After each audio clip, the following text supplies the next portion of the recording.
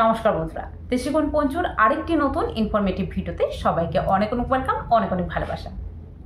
প্রেগনেন্সিতে baby movement একটি আলাদাই অনুভূতি এবং এই বেবি মুভমেন্ট দেখেই স্বাভাবিকভাবে আমরা বুঝতে পারি যে গর্ভের বাচ্চাটি ঠিকঠাক রয়েছে নাকি কোনো রকম সমস্যা সৃষ্টি হয়েছে। সাধারণত প্রেগনেন্সির শেষ মাসে বেশিরভাগ প্রেগনেন্সি মাতার ক্ষেত্রে যেটা দেখা যায় সেটি হলো বাচ্চার নড়াচড়া কমে গেছে বা অনেক সময় বাচ্চা নিস্তেজ হয়ে গেছে।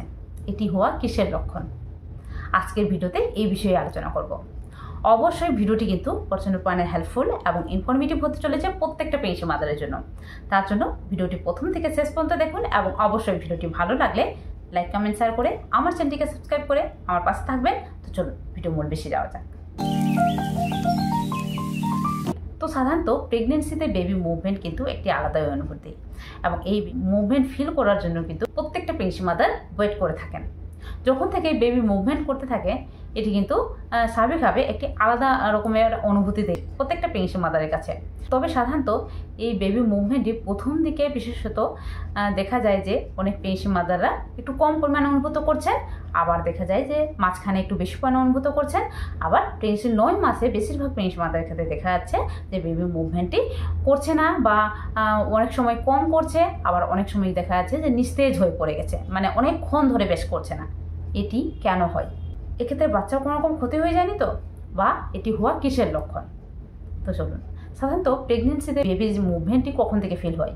বেবির মুভমেন্টটি বেশিরভাগ প্রেগনেন্সি মাদারের ক্ষেত্রে প্রেগনেন্সির 18 উইকস থেকে 24 উইকসের মাঝখানে প্রত্যেকটা প্রেগনেন্সি মাদারের ক্ষেত্রে ফিল হয়ে যায়। তবে সাধারণত যারা প্রথমবার প্রেগনেন্ট হয়েছেন তাদের ক্ষেত্রে কিন্তু একটু লেট করেই ফিল হয়, মানে মিনিমাম 20 উইকস থেকে 24 উইকসের মাঝখানে। তো যাদের ক্ষেত্রে এই সময়ের মাঝখানেও বেবি মুভমেন্ট ফিল হয়নি তাদের ক্ষেত্রে অবশ্যই বলবো তারা কিন্তু অবশ্যই ডাক্তারবাবুর কাছে যাবেন।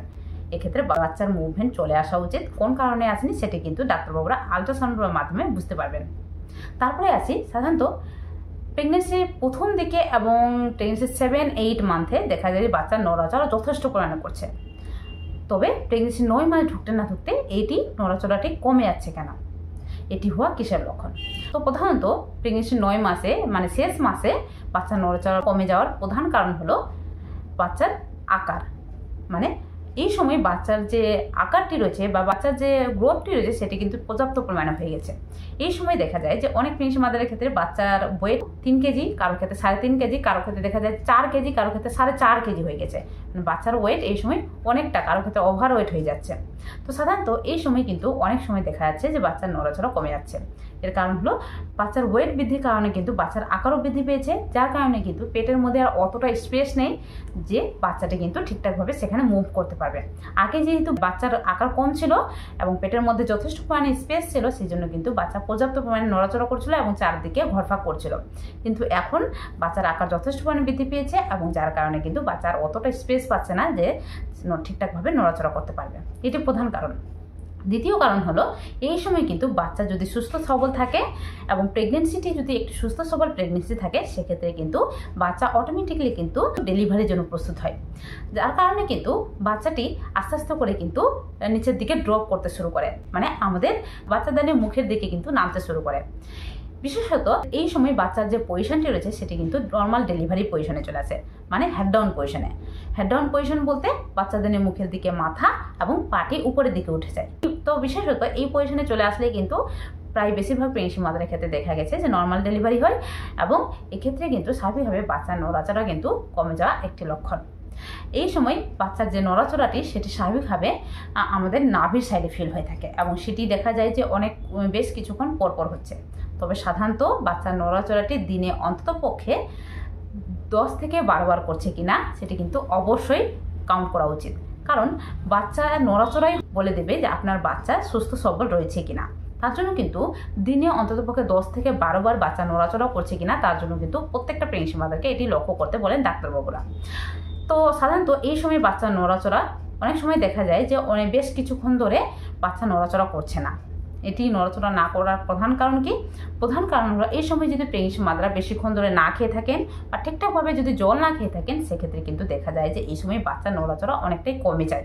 তো অবশ্যই বলবো এই সময় প্রেগনেন্সি মাদার অবশ্যই বেশি বেশি পরিমাণে জল খাবেন, পর্যাপ্ত পরিমাণে রেস্ট নেবেন এবং অবশ্যই বাচ্চা নড়াচড়ি 10 থেকে 12 বার করছে কিনা সেটি কিন্তু অবশ্যই ফিল করবেন। এছাড়াও কিন্তু যাদের ক্ষেত্রে প্লাসেন্টা অ্যান্টেরিয়র পজিশনে রয়েছে তাদের ক্ষেত্রে কিন্তু স্বাভাবিকভাবে বাচ্চা নড়াচড়া করে ঠিকই অনেক সময় দেখা যায় যে বাচ্চার নড়াচড়াটা করে ঠিকই কিন্তু বাচ্চার নড়াচড়া কম ফিল হতে পারে।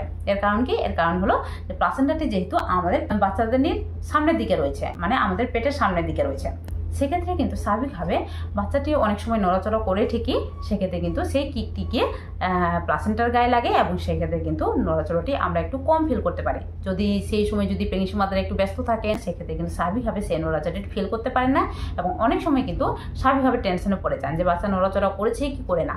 তো এক্ষেত্রে অবশ্যই বলবো, যদি দেখেন যে বাচ্চা নড়াচড়া করেনি বা বুঝতে পারছেন না, এই সময় অনেকক্ষণ ধরে বুঝতে পারেননি যে বাচ্চা নড়াচড়া করছে না, সেক্ষেত্রে কিন্তু অবশ্যই কোনো মিষ্টি জাতীয় খাবার খাবেন। এছাড়াও কিন্তু পর্যাপ্ত পরিমাণে 2 গ্লাস জল খাবেন এবং 2 গ্লাস জল খেয়ে একটু রেস্ট নেবেন, কিছুক্ষণ বসবেন, তাতেও দেখবেন যে বাচ্চাটি নড়াচড়া করছে কিনা এবং সঙ্গে কিন্তু পেটের মধ্যে একটু হাত বোলাবেন। এই সময় বাচ্চা কিন্তু যথেষ্ট পরিমাণে অ্যাক্টিভ হয়ে যায়, আপনার হাতে কিন্তু সে অনেক সময় রেসপন্স করবে। এক্ষেত্রেও যদি সাড়া না দেয় সেক্ষেত্রে কিন্তু আপনি বাম পাশ ফিরে ঘুমাবেন। বাম পাশ ফিরে ঘুমোলে অনেক সময় পেটের উপর হাত দিলে কিন্তু দেখবেন বেশ কিছুক্ষণ, মানে 15 থেকে 20 মিনিট কিন্তু আপনি অপেক্ষা করে দেখবেন বাচ্চা নড়াচড়া করছে কিনা। এক্ষেত্রে বাচ্চা যদি নড়াচড়া করে তো ভালো, আর যদি বাচ্চা নড়াচড়া না করে সেক্ষেত্রে কিন্তু যেটা বলবো যে অবশ্যই ইমিডিয়েটলি ডাক্তারবাবুর কাছে যাবেন। এক্ষেত্রে বাচ্চা নড়াচড়া না করাটা কিন্তু বাচ্চার ক্ষেত্রে ক্ষতির কারণ। অবশ্যই এক্ষেত্রে কিন্তু ডাক্তারবাবুর কাছে যাবেন। ডাক্তারবাবু কিন্তু এই সময় ডপলারিং করে দেখেন, ডপলারিং করে দেখেন যে বাচ্চাটি হার্টবিট রয়েছে কিনা এবং হার্টবিট বলে দিবে যে বাচ্চা ঠিকঠাক রয়েছে। এক্ষেত্রে বাচ্চার হার্টবিট যদি ঠিকঠাক না থাকে সেক্ষেত্রে কিন্তু ডাক্তারবাবুরা সিটিজি করেন, মানে কার্ডিওটোপোগ্রাফি, এবং কার্ডিওটোপোগ্রাফির মাধ্যমে দেখা হয় যে বাচ্চাটি ঠিকঠাক রয়েছে কিনা। তাছাড়াও এমনি নর্মালি আল্ট্রাসাউন্ড করতে বলেন এবং আল্ট্রাসাউন্ডের মাধ্যমেও দেখা হয়ে থাকে যে বাচ্চার নড়াচড়া বা মুভমেন্ট রয়েছে কিনা। তো এইগুলোর মাধ্যমে কিন্তু ডাক্তারবাবুরা অতি সহজে বুঝে নেন যে বাচ্চা ঠিকঠাক রয়েছে কিনা। অবশ্যই এই সময় কোনো রকম স্ট্রেস বা কোনো রকম টেনশন নেবেন না। এই সময় বাচ্চার নড়াচড়া কমে যাওয়া স্বাভাবিক, তবে অন্তত পক্ষে দিনে 10 থেকে 12 বার করছে কিনা সেটি কিন্তু অবশ্যই খেয়াল রাখবেন। তার জন্য যা যা করণীয় সেটি অবশ্যই আশা করি বুঝতে পেরেছেন। অবশ্যই এই সময় রেস্ট নেবেন, হেলদি খাবার খাবেন, প্রোটিন জাতীয় খাবার খাবেন এবং বেশি বেশি পরিমাণে জল খান। আশা করি ভিডিওটি কিন্তু প্রচণ্ড পরিমাণে হেল্পফুল এবং ইনফরমেটিভ হয়েছে প্রত্যেকটা প্রেগনেন্সি মাদারের জন্য। তার জন্য ভিডিওটি ভালো লাগলে লাইক, কমেন্ট, শেয়ার করে আমার চ্যানেলটিকে সাবস্ক্রাইব করে আমার পাশে থাকবেন। তো চলুন দেখা হবে আরেকটি নতুন ভিডিওতে। আজকের জন্য টাটা, সবাই ভালো থাকবেন, সুস্থ থাকবেন, সাবধানে থাকবেন।